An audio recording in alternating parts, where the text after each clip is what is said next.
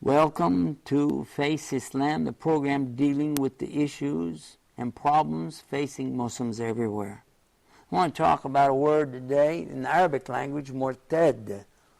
We'll come right to it. Apostates, apostasy, those who leave Islam. They came into Islam and they go back out of Islam. And must they have their heads chopped off? Must they be killed, thrown off a cliff, or stoned to death? Oh, again, great subject for the folks that want to have these imitation credits handed to them, the experts on Islam from the various universities and think tanks from around the world are going to talk about apostasy in Islam. Well, guess what? You might be real surprised to find out the real true facts behind it. Let me begin with what Allah said in the Quran. First, He describes Himself clearly, who He is and who He isn't, in Ayatul Kursi. This is in Surah Baqarah, chapter 2, verse 255. Allahu la ilaha illahu al-hayyul qayyum. Allah tells us that there's none other to worship except Him, Allah, and He is the living, the self-sustaining. And He goes on to tell us who He is and who He's not in this verse. Beautiful verse. But the point I want to make is in the very next verse. After He tells you that He never grows weary of taking care of this whole universe, He never has to rest or sleep, and He is mighty, majestic, and above all. Then the very next words, La ikraha fid din. Even though you heard about this message, about who Allah is, He's not going to force you to be a Muslim. He's not going to force you to believe in Him. There is absolutely la ikraha fid din, no compulsion in the religion of Islam. Now, if you say, no, wait a minute, I saw some of your other programs, guys. You were telling us all about the wars, you were telling us about this and that, but still, if you remember, we said there's no forcing. If a person wants to be in Islam, they are welcome. If they don't want to be, fine. But what about the one who comes into Islam and then goes back out? That's Murted. That's the one that hooked him up Charlie and went out the door. How do we deal with that? Now, some Muslims will tell you they need to be killed. It happened to me that I was in California with a family, and their son in college had decided to become a Christian. Their son, from their country, imagine these are Muslims, were very, very upset. He wants to be a Christian.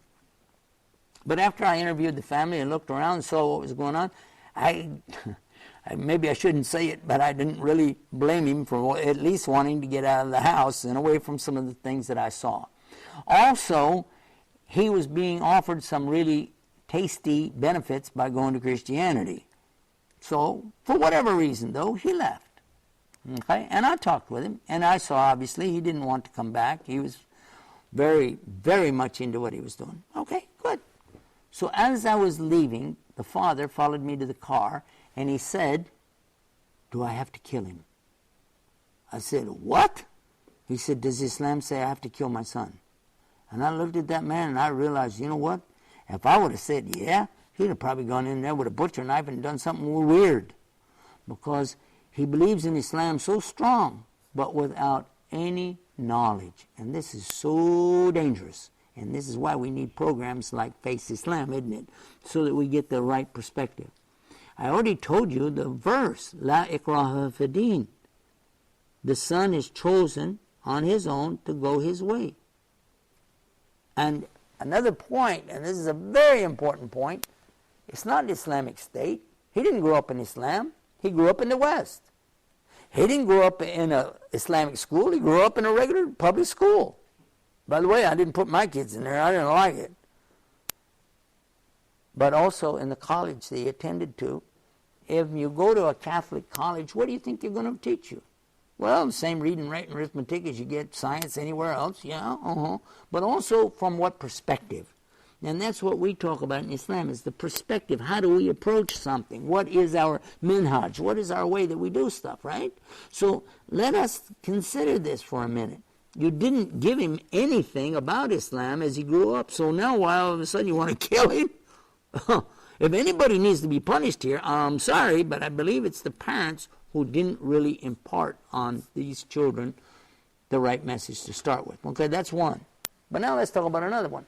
How about the one who is living in a Muslim country, did go to the Muslim schools, went to the Muslim college, and now he wants to go out, or she wants to go out. Maybe, and I've received an email like this, she says, I want to get married to a Christian boy, I love him, he's so nice, he's so kind, he's better than some Muslims I know, and blah, blah, blah, blah, blah. And he says, I can stay to be a Muslim, but he wants all my children to grow up to be Christians. What does Islam say about that? Well, again, the parents are going to go crazy, right? They're going to say, ah. And they're not going to accept any kind of blame. They're going to say, no, we brought her up in the best way. How could she possibly do that? We forgot about one thing. We know in Islam that Allah, He controls the hearts between the two fingers. He can flip it, boom. Somebody's in love with one today and be out of love with them tomorrow. That's their test. That's her test right now. Does she love this Christian boy more than she loves Allah? Does she really know who Allah is? Does she think that the Christians worship the same exact way we do, believing in the same God according to the Arabic language? In their Bible, it uses the same word Allah. But what is it about somebody leaving? It's not unless they fake it. They were coming in for the sole purpose to pretend and then go out claiming that, oh, Islam is no good, follow me out. That is a problem. And stealing the secrets of state, which is espionage, and obviously you know about that. There's a lot more on this subject for another issue of Face Islam.